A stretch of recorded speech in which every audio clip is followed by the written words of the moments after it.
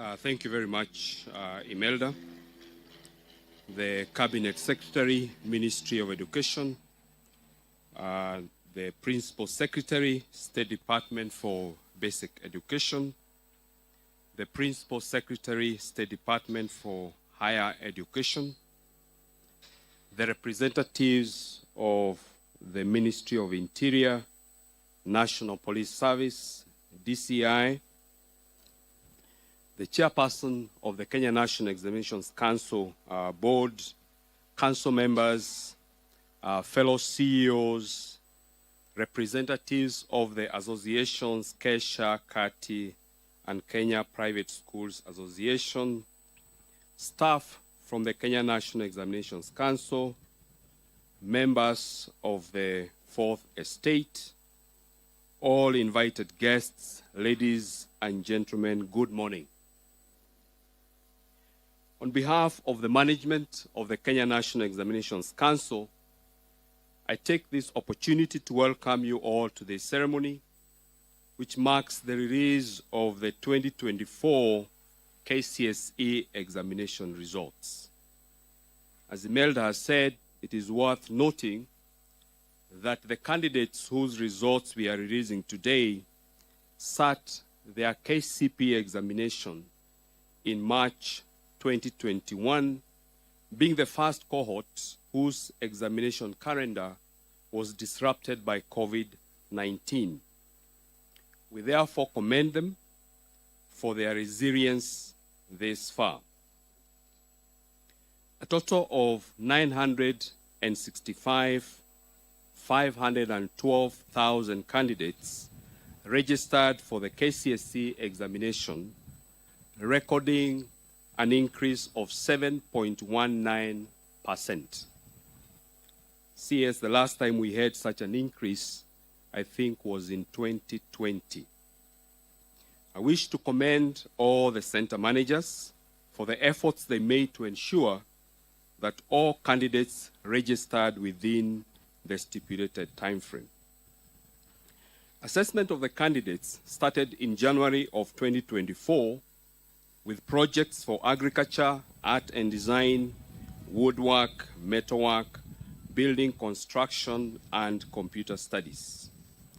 Field administration of theory papers and practicals was successfully undertaken between Tuesday 22nd of October and Friday 22nd of November 2024. During this period, 10,754 examination centers that had registered candidates were served from 610 distribution centers across the country. Double collection of first and second session papers was successful, and this helped to eliminate the challenge of early exposure that a few centers used to engage in. So I wish to commend Kcse for having supported us in this innovation, because CS, I can confirm to you that last year and this year, we didn't have a single case of early exposure of the second session paper. This innovation also necessitated a change in the timetable to have one session administered in the morning and the second session administered in the afternoon.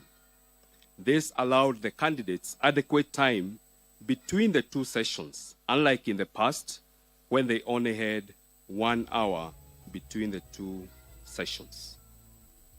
A total of 125,000 contracted professionals were engaged in the field administration process. They included officers from the Ministry of Education, Teachers Service Commission, and security officers, center managers, supervisors, invigilators, and drivers. Allow me, CS, to thank this team for dedicating their time and sacrificing, sometimes in situations that were very challenging, especially when we had rains. Thereafter, the Council engaged 30,370 examiners for the marking of the examination papers in 40 marking centers. I applaud all the examiners for their professionalism and commitment. CS, allow me to shift focus to the 2025 examination and assessment cycle.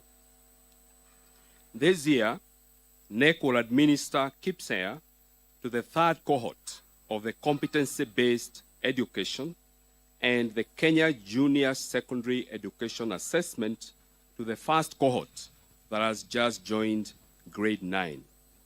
We will also administer the Kenya Pre-Vocational Level Education Assessment to an estimated 5,306 candidates with special needs who are following the stage-based pathway of the competency-based education. In readiness for the Kenya Junior Secondary Education Assessment, NEC undertook a pilot in July 2024 by administering the assessment to learners in 235 schools sampled from all the 47 counties. The pilot findings were used to develop the assessment blueprint that will be used for this level. I wish to inform everyone that NEC has developed and uploaded sample papers for the Kenya Junior School Education Assessment, and they are available on the NEC CBA portal. These papers, CS, I wish to reiterate, they are free because we know that there are enterprising Kenyans who will attempt to download them and start selling to schools. These papers are free. NEC will also be sending an online questionnaire to the candidates of the Kenya Junior School Education Assessment through their schools to elicit feedback on their interests and personality, which will form part of the crucial information that the Ministry of Education will use to guide in their placement in senior schools in 2026. NEC will commence registration of the 2025 Kcse candidates on the 27th of January 2025, while registration of Kenya Junior School Education Assessment and Kcse will start on 17th of February. I wish to appeal to all center managers to ensure that all candidates are registered accurately. CS, this is one area that we usually have a very big challenge: the capture of candidates' registration details. Parents, too, need to take it as their responsibility to coordinate with the schools so that every candidate is registered and their details are accurate, especially the spelling of their names and the order of their names and the subjects that they will be registering for. Further, I wish to remind the public that the last Kcse examination will be administered in 2027. And therefore, we wish to invite any person who wishes to do a repeat, either partial or full, of the examination to take advantage of the remaining 3 chances. At this point, allow me to invite the chair of the Teacher Service Commission to come and make his remarks, and thereafter invite the chair of the NEC Council, Professor Nyabundi. Thank you.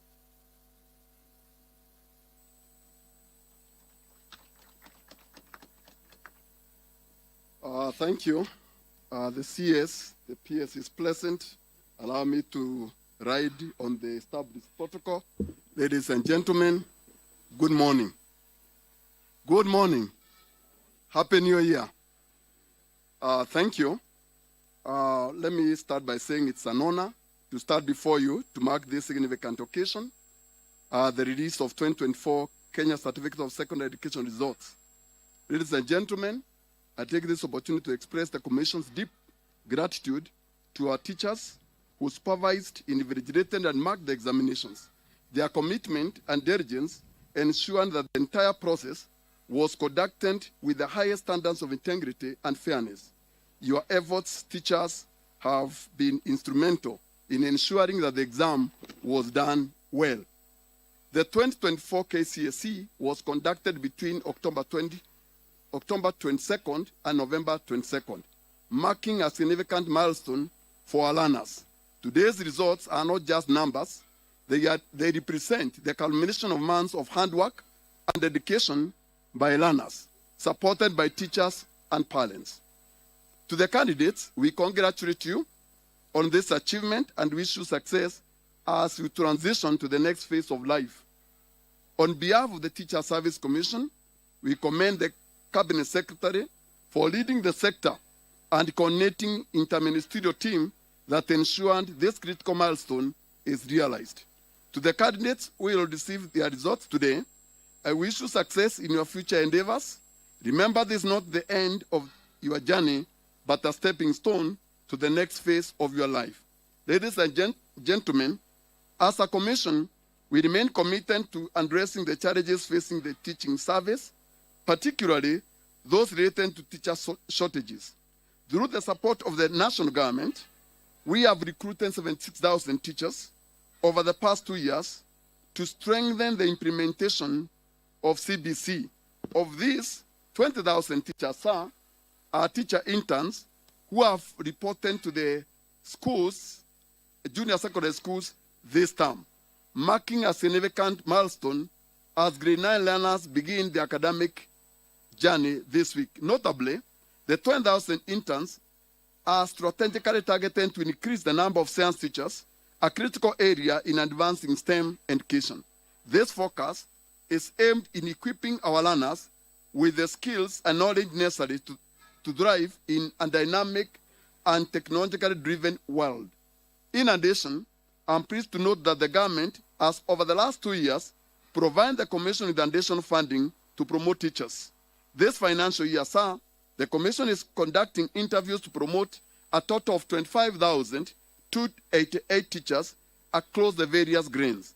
We encourage all eligible teachers to take advantage of this opportunity to advance their careers.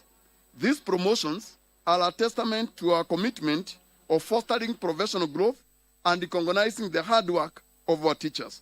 Allow me to say that in total, from last year to this year, we have promoted 59,792 teachers. Ladies and gentlemen, the Commission also continues to prioritize capacity building of our teachers and development. To date, we have already done 292 primary school teachers retouring, as well as an additional 60,000 junior secondary school teachers were trained to support the junior secondary schools. These programs ensure that our teachers are equipped with the skills to effectively implement the CBC and meet the diverse needs of our learners. These efforts underscores our commitment to ensuring that the learners in public schools receive quality education. Ladies and gentlemen, as I conclude, I wish to reiterate the Commission's gratitude to all the teachers for their invaluable contributions, not just in preparing candidates for examinations, but also in nurturing and shaping the future of our nation. Your dedication inspires us to continue working hard, support you, and enhance the education sector. Together, let us try to provide every learner in Kenya with the quality education they deserve. God bless you. God bless Kenya. Thank you. Welcome, please. Let me welcome the chair of NEC. Please, let's bring our hands together to welcome the chair to make his remarks.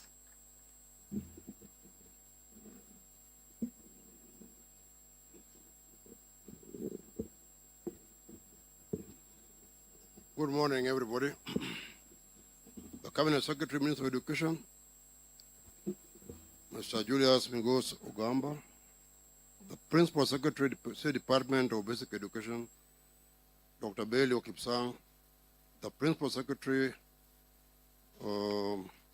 State Department of Higher Education and Research, Dr. Beatrice Uganda Nyangala,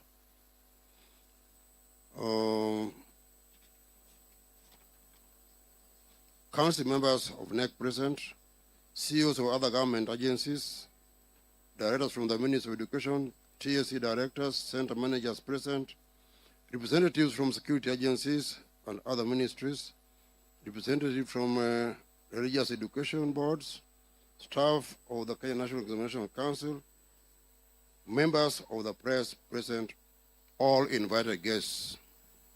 Good morning once again. It's my pleasure to welcome you all for this official release of the Kcse examination results. Cabinet Secretary, sir, allow me to start by introducing NEC members present here today.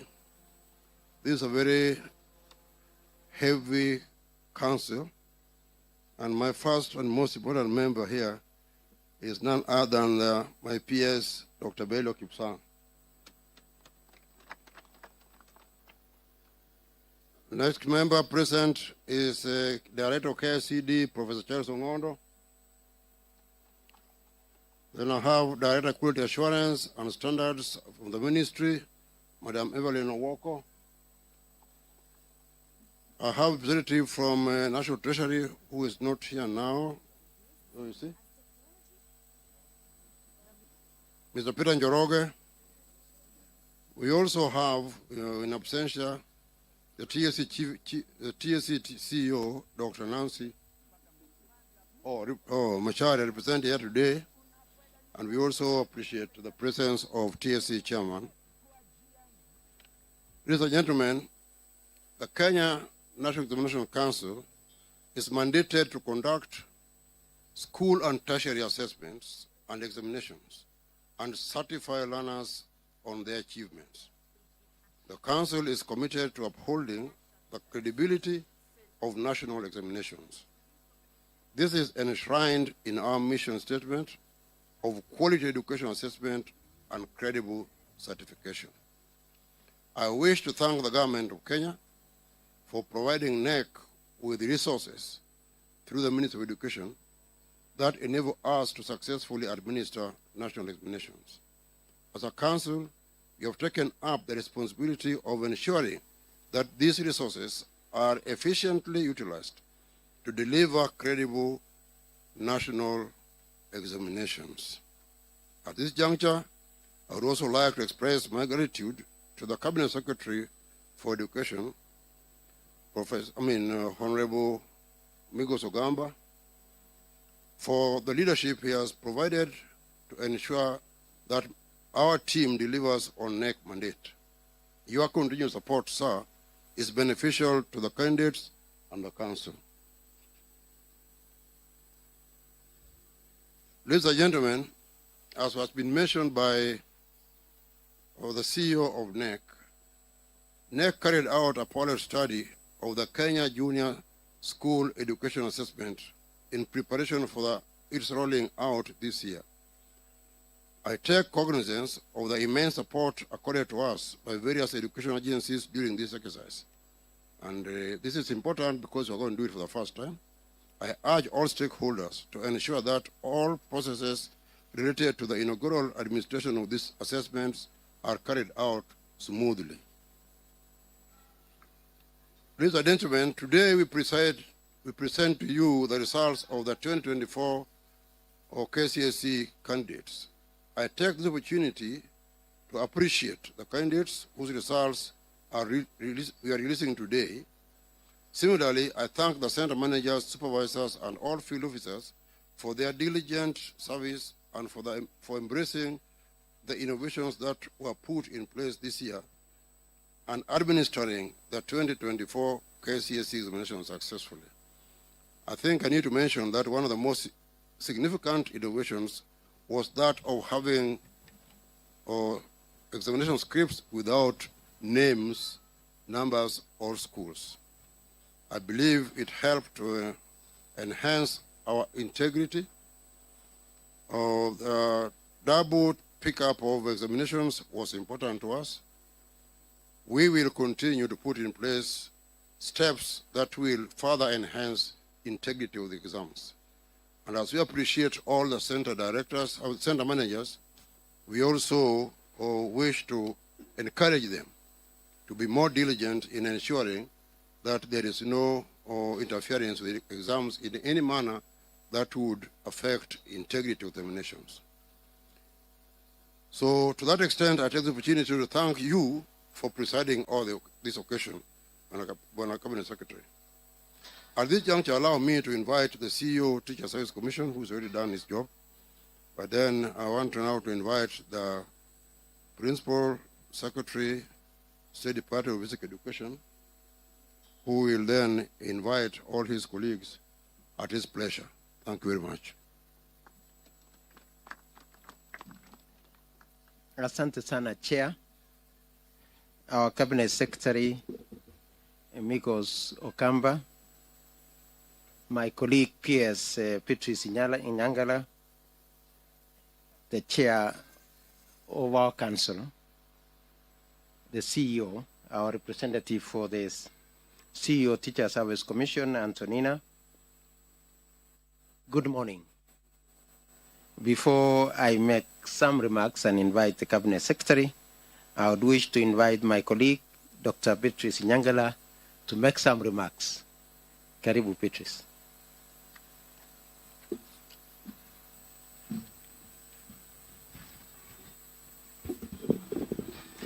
Our Cabinet Secretary for Education, Honorable Julius Migos Ogamba, my colleague PS, Dr. Belio Kipsang, the Chairperson of the Kenya National Examination Council, Professor Julius Nyabudi, the Chairperson of the Teacher Service Commission, Dr. Jamlek Muturi, the CEO of NEC, Dr. David Jangere, NEC Council members, senior officers from NEC, the Ministry, and the Teacher Service Commission, members of the Fourth Estate, distinguished guests, ladies and gentlemen, good morning.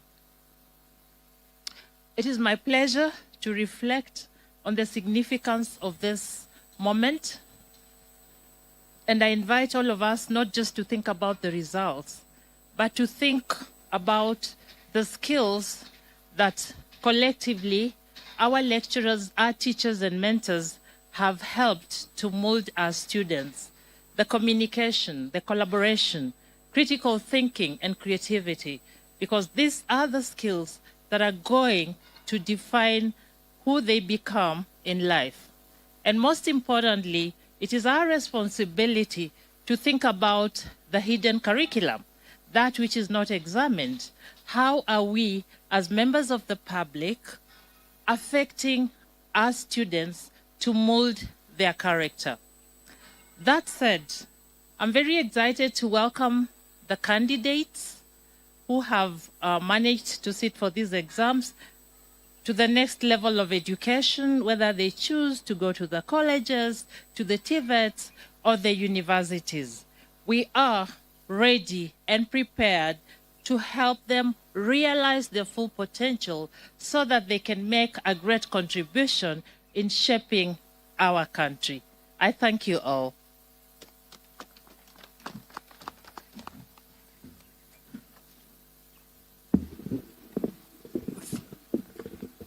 Thank you very much, PS.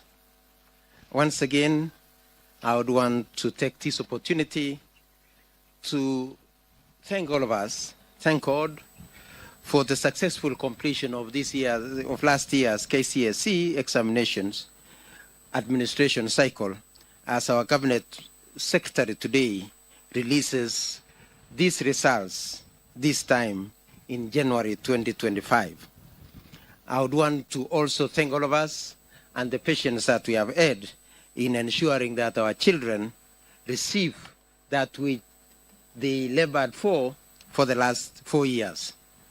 And again, the calendar of education that has just ended has been quite successful, as the ministry was able to go and deliver upon a number of targets that we set out for ourselves. Notwithstanding that, yes, there were some challenges that we also had to surmount.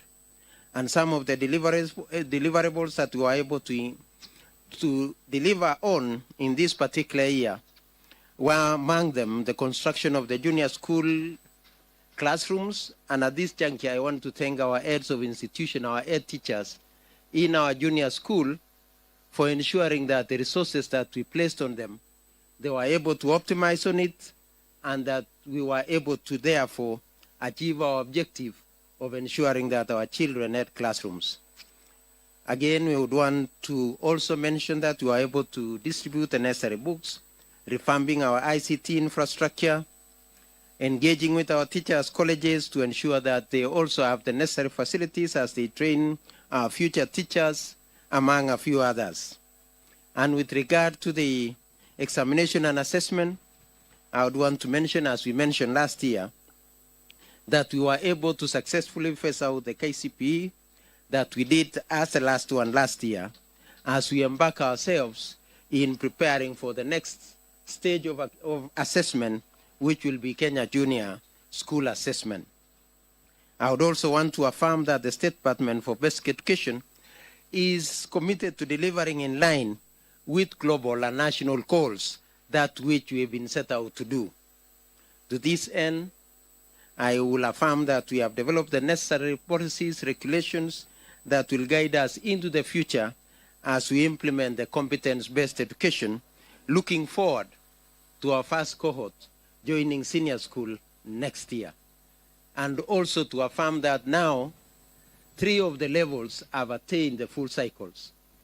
The PP1, that is the ECD, have already achieved the full cycle in PP1 and PP2. Our primary schools have achieved the full cycle from grade 1 to grade 6. The junior school has now also achieved the full cycle of grade 7, 8, and 9. And therefore, we look forward to the critical step of going to the junior school, to the senior school next year. And with the guidance of the Cabinet Secretary, we shall be ensuring that we put in place all the necessary guidelines and anything that will be needed to ensure the success of moving forward to the next level. And with regard to the Kcse examination, as already mentioned by the CEO and the Chair, we thank all the stakeholders that were able to work with us in ensuring that the exam was successfully implemented. Finally, we would wish to implore on our teachers, our parents and guardians to continue being good role models of the future generation that they are entrusted to take care of.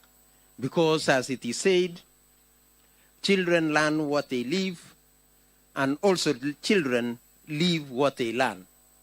Please, as adults, as parents, as teachers, as leaders, let's ensure that we are better role models to our young ones as we go into the future. The youth are a reflection of the society that we live in. We must all therefore put concerted efforts in instilling good morals and discipline in our learners, in our children, to ensure that we have a better future as a country. Ladies and gentlemen, without taking my time, I know Kenyans are waiting anxiously for this result. My humble duty to now invite the Cabinet Secretary to make his remarks and thereafter release the results for the 2024 cohort of Kcse. Karibu, sir. Thank you. Thank you, PS.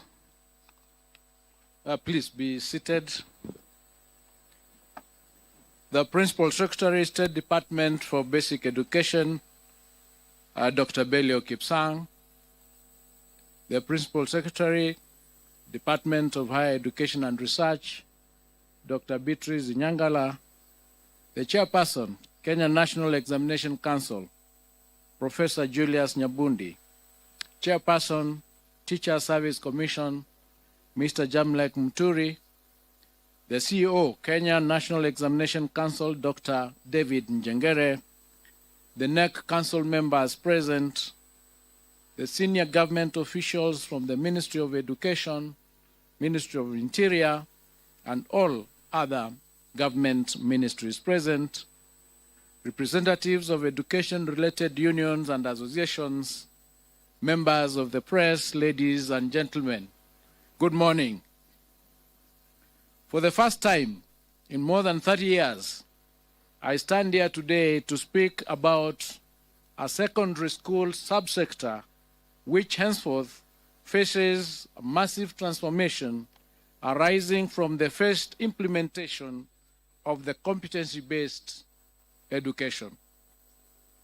I say this because the exit of the 2024 Kenya Certificate of Secondary Education Examination candidates from our high schools and absence of Form 1 class in 2025 now means that we have a trimmer senior school section of classes ranging from Form 2 to Form 4. In sync with these changes, our first cohort of CBE learners who joined grade 9 this year will be transitioning to grade 10 in 2026, calling for an urgent and formidable measure to ensure our senior schools are ready for the CBC pioneers.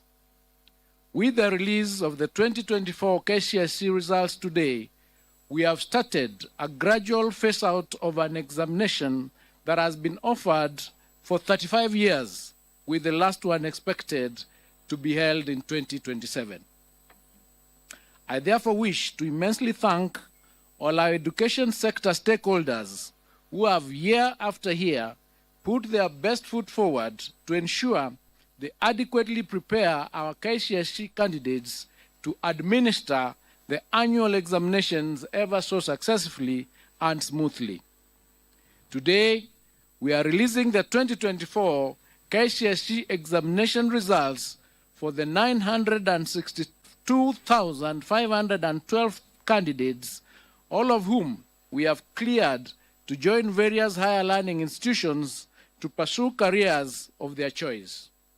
For in our education system, we have created space for all our Kcse graduates, irrespective of their grades, in line with our government mantra of leaving no one behind. With immense gratitude, I register my appreciation to His Excellency the President, Dr. William Ruto, for entrusting and fully supporting our team to implement critical reforms in the education sector. Given that the education sector impacts each household at an individual level, I have promised to meticulously lead the sector in the rollout of the reforms proposed under the Presidential Working Party on Education Reform with precision and success. I take this opportunity to thank all the sector players from the Ministry of Education, the Ministry of Interior and National Administration, the Ministry of ICT, the Teacher Service Commission, and all other MDAs for their concerted efforts during the administration period of the 2024 Kcse examination. Further, I wish to thank all center managers, supervisors, and invigilators who participated in the conduct of the 2024 Kcse examination, and especially for upholding the integrity of our education system. Before I delve into the 2024 Kcse examination, pardon me to touch on a few other issues affecting the education sector. The start of the 2025 academic calendar year on Monday, January 6, 2025, marked an incredible watershed in our sustained implementation of CBC.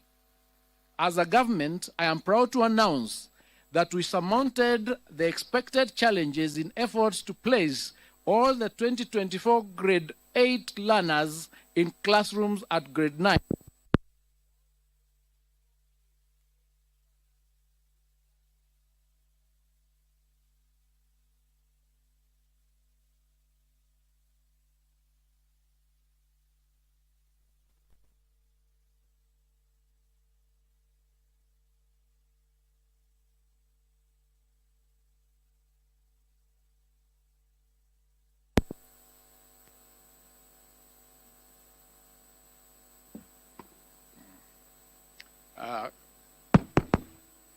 Thank you. I think I should take that again.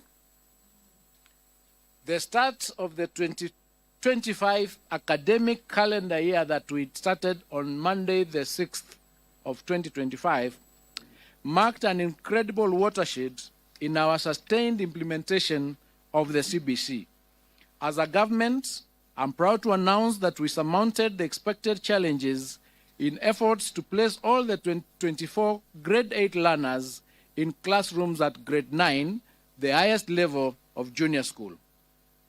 As we speak now, we have constructed 14,500 classrooms for our grade 9 learners, and we are set to achieve the target of 16,000 by the end of this month. This has been made possible by the government's generous disbursement of Kenya shillings 11 billion to schools across the country for the construction of 11,000 grade 9 classrooms. A further 6.8 billion was allocated to the National Government Constituency Development Bank Fund, being 3.4 billion from the Ministry of Education and 3.4 billion in matching funds from CDF for 6,800 classrooms.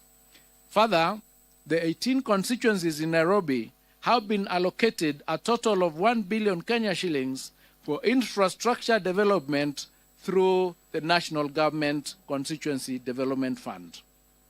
I wish to most sincerely thank all our members of Parliament for their outstanding cooperation and efforts in the construction of the classrooms for junior school. Additionally, the ministry will construct a further 7,290 classrooms to address the increased enrollment to ensure smooth transition for the cohort. The ministry has also procured 9,926,618 textbooks for grade 9, which have been distributed to schools, with the exercise expected to be completed by the end of this month. I have directed the Kenya Institute of Curriculum Development to work robustly and ensure that all required textbooks and other instruction materials are available for use by our learners. Having successfully transitioned to the highest level in junior school, our focus will now shift to starting off senior school in January 2026. Under the senior school, we are expected to mount 3 pathways for our learners. These are the STEM pathway, the social sciences pathway, and the arts and sports pathway. As part of our preparations, we have already worked on guidelines for the transition and placement of learners to grade 10. To ensure that all key players have taken part in the formulation of the guidelines, we will be subjecting the draft documents to a stakeholder validation exercise from February 2025. The Ministry of Education has noted with great concern a disturbing situation where some senior schools are returning to the banned practice of charging levies. I wish to put it on record that the government will not condone the practice and will take stern action against school administrators who are found to be levying extra charges on parents. I must emphasize that the fees charged in our secondary schools remain the same as was the case in 2024.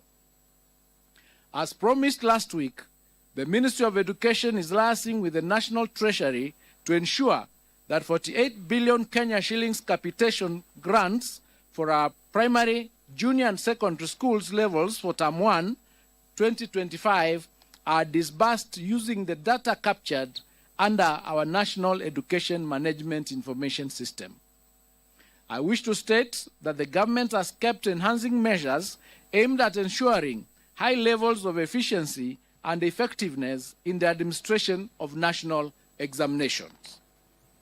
Starting this year and following extensive stakeholder consultations, I wish to announce that Kenya National Examination Council will introduce a mid-year series of the Kcse examination to be administered in July every year. The examination will target candidates wishing to repeat the Kcse examination and those who may have missed sitting in examinations due to sickness or other unexpected hardships. Adult candidates may also consider registering for the July series examination from this year. As part of aligning our examination process with best global assessment practices, the ministry is working on integrating the use of orbit readers and phase out Braille machines in the administration of the Kcse examination to candidates with visual impairments. I now wish to provide an overview of the performance of the 2024 Kcse examination cohort. During the 2024 Kcse examination, a total of 962,512 candidates sat the examination compared to 899,453 candidates in 2023. 2023. This represents an increase of 64,553 candidates, or 7.19%. Out of the candidates who sat for the 2024 Kcse examinations, 480,310 were male, while 482,202 were female, representing a 49.9% and 50.1% respectively. This is the first time since inception of Kcse examination that female candidates are more than the male candidates. During the year 2024, the Kcse examination, 14 counties had a significant entry of more male than female candidates. These counties include Garissa, which had 62.8% against 37.17%. Mandera, 63.83% against 36.17%. Wajir had 60.27% against 39.73%. Turkana had 59.64% against 40.36%. Samburu had 53.41% against 46.59%. Narok had 52.77% against 47.23%. Homa Bay had 52.81% against 47.19%. West Pokot had 53.52% against 46.48%. Mombasa had 51.31% against 48.83%. Migori had 51.02% against 48.98%. Embu had 51.09% against 48.91%. Kcse had 51.03% against 48.97%. Nyamira had 51.39% against 48.61%, and Baringo had 51.67% against 48.69%. On the other hand, 14 counties had significant entry more female than male candidates as follows. Vihiga had 55.15% against 44.85%. Elgeyo Marakwet had 53.76% against 46.24%. Kirinyaga had 51.46% against 48.54%. Meru had 51.69% against 48.31%. Kiambu had 52.78% against 47.22%. Nairobi had 52.41% against 47.59%. Kisumu had 52.39% against 47.61%. Kitui had 51.14% against 48.86%. Taita Taveta had 51.45% against 48.55%. Kwale had 53.31% against 46.69%. Isiolo had 52.11% against 47.89%. Tharaka Nithi had 52.06% against 47.94%. Kakamega had 51.80% against 48.20%, and Uasin Gishu had 51.06% against 48.94%. The number of candidates aged between 16 and below increased from 16,040, which is 1.776% in 2023, to 20,546, which is 2.129% in 2024. The highest percentage of candidates registered for the 2024 Kcse examinations were within the appropriate age bracket of between 17 and 19 years, constituting 684,765, which is 70.95% of the total candidature. The percentage of candidates who are 20 years and above constituted 22.07%, or 259,861.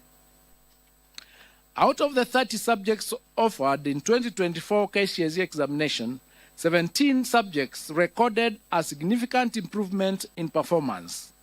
These subjects were mathematics alternative A and B, biology, physics, chemistry, general science, history and government, geography, IRA, agriculture, woodwork, metalwork, drawing and design, aviation technology, computer studies, Kenya Sign Language, and business studies.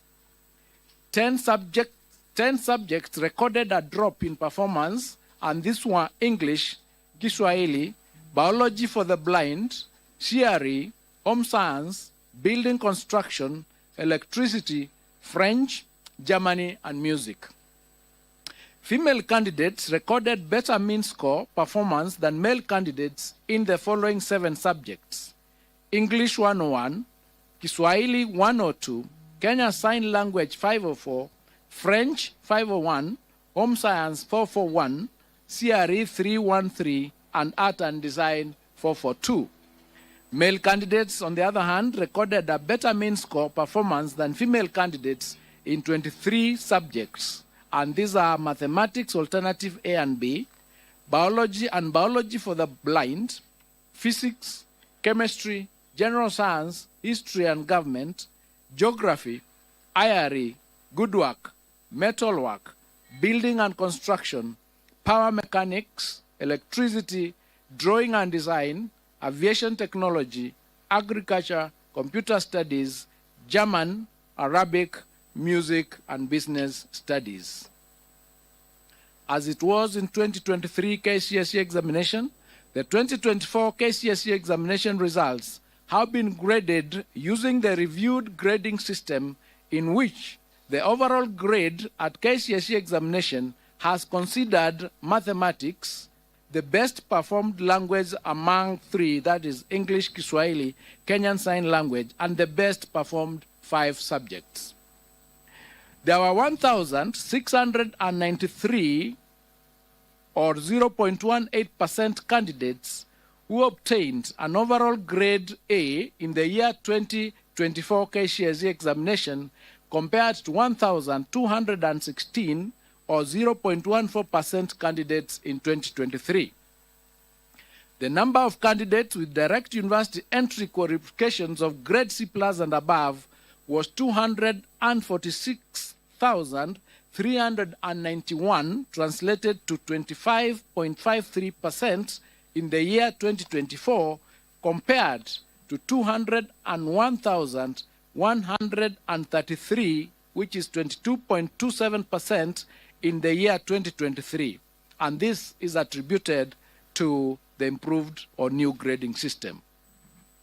The number of candidates with grade C-, which is TVET diploma and above, was 476,889, translated to 49.41% in the year 2024 Kcse examination, compared to 401,216, which is translated to 44.42% in 2023. The number of candidates attaining a pass grade, which is grade D+ and above, was 605,774, which is 62.76% in the year 2024 Kcse examination, compared to 526,222, which is 58.27% in 2023.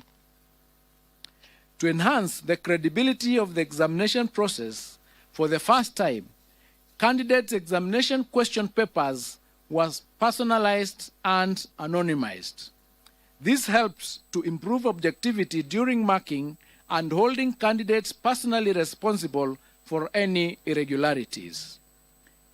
There were 840 candidates who were involved in examination irregularities in 2024, and their examination results have been cancelled.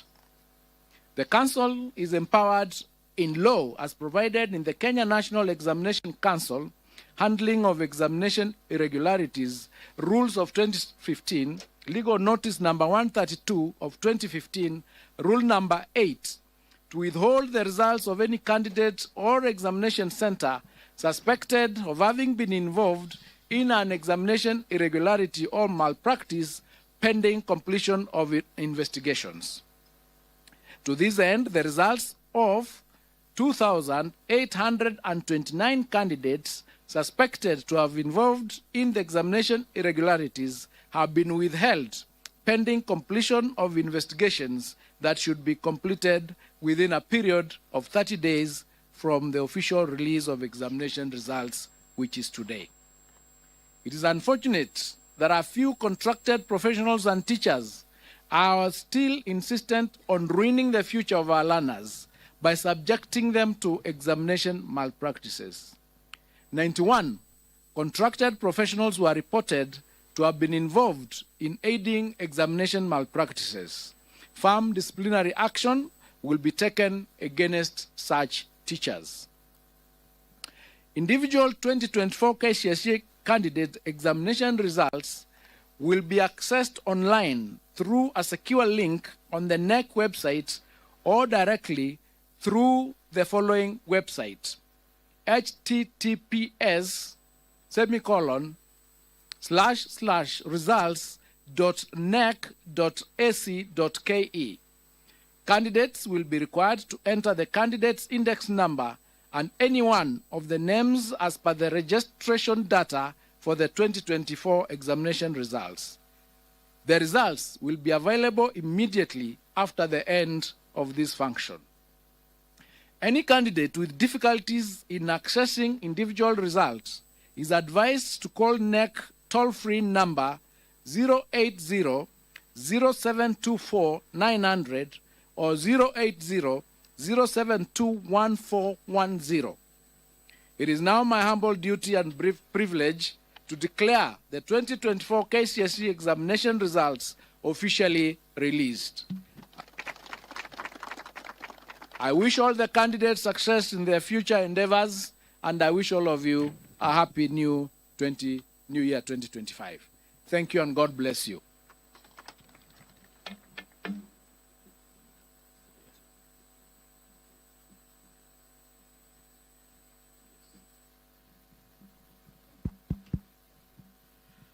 We will request that the results are officially now handed over by the CEO to the chairman, Professor Nyabudi. Then the chairman will then hand over to the PS. And of course, you can see the PS higher, handing over also and ready to receive to the CS. Can we put our hands together to appreciate that gesture? Thank you very much. And now we are ready to transition the learners to their next phase of life.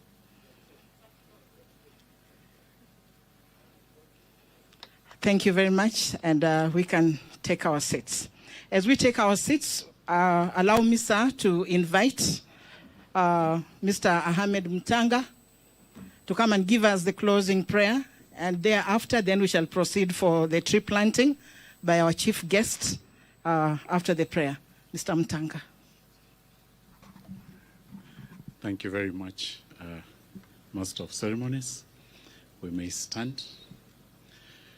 أعوذ بالله من الشيطان الرجيم بسم الله الرحمن الرحيم ألم نشرح لك صدرك ووضعنا عنك وزرك الذي أنقض ظهرك ورفعنا لك ذكرك فإن مع العسر يسرا إن مع العسر يسرا فإذا فرغت فانصب وإلى ربك فارغب.